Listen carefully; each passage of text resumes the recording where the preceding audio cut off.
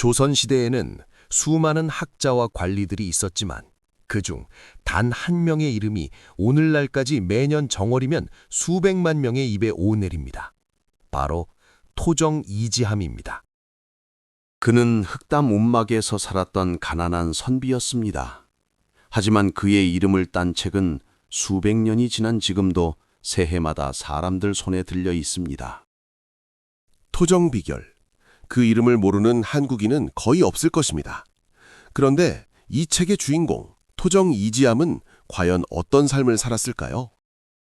단순한 점술가였을까요? 아니면 그 이상의 무언가였을까요? 오늘은 조선 중기의 가장 독특하고 위대한 인물 중 한 명, 토정 이지함의 삶을 처음부터 끝까지 따라가 보겠습니다. 이지함은 1517년 충청도 보령현에서 태어났습니다. 본관은 한산이며 고려 말의 대문호 목은 이색의 후손이었습니다. 아버지는 이치로, 수원 판관과 사헌부 감찰, 우봉현령을 지낸 관리였습니다. 집안은 명문가였지만 이지함의 어린 시절은 결코 순탄하지 않았습니다. 그가 14세 되던 해 아버지 이치가 세상을 떠났습니다. 2년 뒤 16세에는 어머니마저 잃었습니다. 두 부모를 잇따라 잃은 소녀는 맏형 이지번의 보살핌 아래 학문을 이어갔습니다. 형 이지번은 훗날 아들 이산해를 낳아 조선 북인의 최고 지도자를 배출하는 인물이었습니다. 이지함은 이산해의 작은아버지였던 것입니다. 이지함이 청년이 되었을 때 그는 당대 최고의 철학자 화담 서경덕의 문화에 들어갔습니다. 서경덕은 개성에 머물며 성리학을 넘어 자연철학, 기철학의 길을 개척한 독창적인 학자였습니다. 이지함은 서경덕 문화에서 단순한 유학만이 아니라 수리, 의학, 천문, 지리, 음양, 역학 등 다방면의 학문을 두루 익혔습니다. 훗날 그가 박학다식하고 예언에 능한 기인으로 알려지게 된 것은 이 시기 서경덕의 영향이 결정적이었습니다. 서경덕의 제자들 중에서도 이지함은 가장 독특한 길을 걸었습니다. 성리학의 정통 관료로 나아가는 대신 그는 민중 속으로 들어가는 삶을 선택했습니다. 1547년 이지함의 삶에 큰 충격이 찾아왔습니다. 절친한 벗 안명세가 을사사화에 연루되어 죽음을 맞이한 것입니다. 을사사화는 1545년 명종이 즉위하면서 대윤과 소윤 사이의 권력 다툼으로 수많은 선비들이 희생된 사건이었습니다. 친구의 억울한 죽음을 목격한 이지함은 불의한 권력에 깊은 환멸을 느꼈습니다. 그는 벼슬길에 나아가지 않고 초야에 묻혀 살기로 결심합니다. 이 결심은 훗날 그가 늦은 나이에야 비로소 관직에 나서는 이유가 되기도 했습니다. 이지함은 한양 마포나루 강변의 자리를 잡았습니다. 그가 살았던 집은 놀라울 정도로 소박했습니다. 흙으로 담을 쌓고 그 위를 평평하게 고른 다음 그 위에 정자를 얹은 형태였습니다. 주변 사람들은 이 흙담집을 가리켜 흙토와 정자정을 써서 토정이라 불렀고 이것이 그의 호가 되었습니다. 지금도 서울 마포구에는 토정동이라는 지명이 남아있는데 바로 이 흙담 정자가 있던 곳에서 비롯된 이름입니다. 이지함은 이 누추한 공간에서 평생을 청빈하게 지냈습니다. 재물을 쌓지 않았고 호화로운 음식을 먹지 않았으며 비단 옷도 입지 않았습니다. 그의 외모와 행동은 당시 사람들에게 기이하게 보였습니다. 장대한 체격에 쇠로 만든 갓을 쓰고 다녔다고 전해집니다. 율곡 이이가 쓴 경연일기에는 이지함에 대해 이렇게 기록되어 있습니다. 겨울에 호톱만 입고 매서운 바람 속에도 태연히 앉아있을 수 있었으며 열흘 동안 음식을 끊고도 병이 나지 않았다고 합니다. 배 타기를 좋아하여 거친 파도 속에서도 전혀 두려워하지 않았습니다. 이러한 면모들이 쌓여 그는 조선 3대 기인 중 한 명으로 꼽히게 됩니다. 나머지 둘은 김시습과 정념이었습니다. 이지함은 전국 방방곡곡을 떠돌아다니며 민중의 삶을 직접 목도했습니다. 그는 걸어서 또는 배를 타고 각 지방을 순례했습니다. 이 유랑을 통해 그는 가난에 허덕이는 백성들의 현실을 직접 눈으로 보고 마음에 새겼습니다. 단순한 여행이 아니었습니다. 그는 각 지역의 지리와 산천을 살피고 명당과 길지를 점지하며 백성들의 고통을 기록했습니다. 이 경험들은 훗날 그가 관리로 부임했을 때 구체적인 민생 정책으로 꽃피우게 됩니다. 이지함에게는 독특한 경제 철학이 있었습니다. 당시 조선사회는 산농공상의 질서 아래 상업을 가장 천한 것으로 여겼습니다. 하지만 이지함은 달랐습니다. 그는 상업과 경제의 중요성을 일찍이 간파하고 있었습니다. 직접 사업을 벌여 재물을 모은 뒤 가난한 이들에게 나누어주는 방식을 취했습니다. 그중 가장 유명한 일화가 바로 무인도 박재배 사업입니다. 이지함은 조각배 하나를 타고 무인도에 들어가 박을 심었습니다. 박이 자라 수만 개의 바가지를 거두었고 이것을 팔아 수천 석의 곡식을 마련했습니다. 그 곡식은 모두 굶주린 백성들에게 돌아갔습니다. 이지함의 두 편의 상소문은 조선 사회에서 매우 이례적인 내용을 담고 있었습니다. 그는 농업과 상업이 서로 대립하는 것이 아니라 상호 보완적이라고 주장했습니다. 백성들이 스스로 생업을 찾고 자립할 수 있도록 경제적 기반을 만들어야 한다는 것이었습니다. 이러한 사상은 훗날 박제가, 유형원, 유수원 등 실학자들에게 직접적인 영향을 미쳤습니다. 연암 박지원의 허생전 속 허생의 행동이 이지함의 삶을 모델로 했다는 설도 있습니다. 허생이 무인도에서 농사짓고 물자를 거래하는 장면은 이지함의 이야기와 놀랍도록 닮아 있습니다. 이지함의 학문과 예언 능력에 대한 소문은 빠르게 퍼져나갔습니다. 그를 찾아오는 사람들이 끊이지 않았고 한 해의 신수를 보아달라는 요청이 쇄도했습니다. 당대 성리학의 또 다른 대가 조식이 마포까지 찾아와 이지함을 도연명에 비유했다는 이야기도 전해집니다. 도연명은 중국 동진 시대의 시인으로 관직을 버리고 전원에서 청빈하게 살았던 인물이었습니다.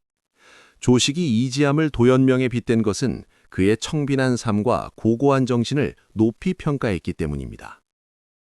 이지함이 평생 조심하며 다니는 동안 그의 조카 이산에는 권력의 중심을 향해 나아가고 있었습니다. 이지함은 사람을 알아보는 눈이 탁월했다고 전해집니다. 조카 이산해에게 이덕형을 사윗감으로 추천한 것이 바로 이지함이었습니다. 이덕형은 훗날 영의정까지 오르는 조선 최고의 명신이 됩니다. 이지함의 제자들도 걸출했습니다. 조헌, 천민 출신의 서기, 송익필 등이 그리의 가르침을 받았습니다. 조헌은 훗날 임진왜란 때 의병을 일으켜 싸우다 전사한 충신이 됩니다. 이지함과 율곡 이이의 관계도 흥미롭습니다. 이이는 이지함에게 성리학을 배우라고 권유했습니다. 그러자 이지함은 욕심이 많아서 배울 수 없다고 거절했다고 합니다. 이것은 겸손의 표현이기도 하지만 동시에 그가 성리학 일변도의 학문 세계를 넘어서려는 의지를 담은 답변이기도 했습니다. 이이가 낙향하려는 때 이지함이 비판적인 충고를 했는데 이이가 그 말을 받아들일 정도로 두 사람 사이의 존중은 깊었습니다. 이지함의 나이 56세가 되던 1573년, 선조 6년의 일이었습니다. 그는 주민들의 추천과 조정의 천거로 청하현감, 즉 지금의 포천현감으로 임명되었습니다. 평생 벼슬을 거부하며 살았던 그가 처음으로 관직에 나선 것입니다. 포천 현감으로 재직하는 동안 이지함은 임진강이 범람할 것을 미리 예견하여 주민들을 대피시켰습니다. 그 덕분에 수많은 생명을 구할 수 있었습니다. 이 일화는 당시에도 크게 화제가 되었고 그의 예지 능력을 더욱 신비롭게 만들었습니다. 그러나 포천 현감 시절 이지함은 조정에 식량 부족으로 고통받는 백성들을 구혈해야 한다는 상소를 올렸습니다. 조정은 이 상소를 무시했습니다. 뜻이 받아들여지지 않자 이지함은 미련 없이 현감직을 사직하고 고향으로 돌아갔습니다. 그것은 1574년의 일이었습니다. 벼슬이 목적이 아니었던 그에게 관직은 백성을 돕는 수단에 불과했기 때문입니다. 1578년 이지함은 다시 조정의 부름을 받았습니다. 이번에는 아산 현감이었습니다. 그의 나이 이미 61였습니다. 아산에 부임한 이지함은 고을을 한 바퀴 돌아보다가 놀랐습니다. 거지가 매우 많았기 때문입니다. 정해진 거처 없이 떠도는 거린들, 굶주린 노약자들, 기댈 곳 없는 병자들이 넘쳐났습니다. 이지함은 즉시 행동에 나섰습니다. 그는 거린청이라는 기관을 만들었습니다. 거린청은 단순한 구빈원이 아니었습니다. 거린들을 모아 먹이고 재우는 것에서 그치지 않고 각자에게 맞는 생업을 찾아주어 스스로 자립할 수 있도록 돕는 기관이었습니다. 이것은 조선 역사의 전무후무한 복지기관이었습니다.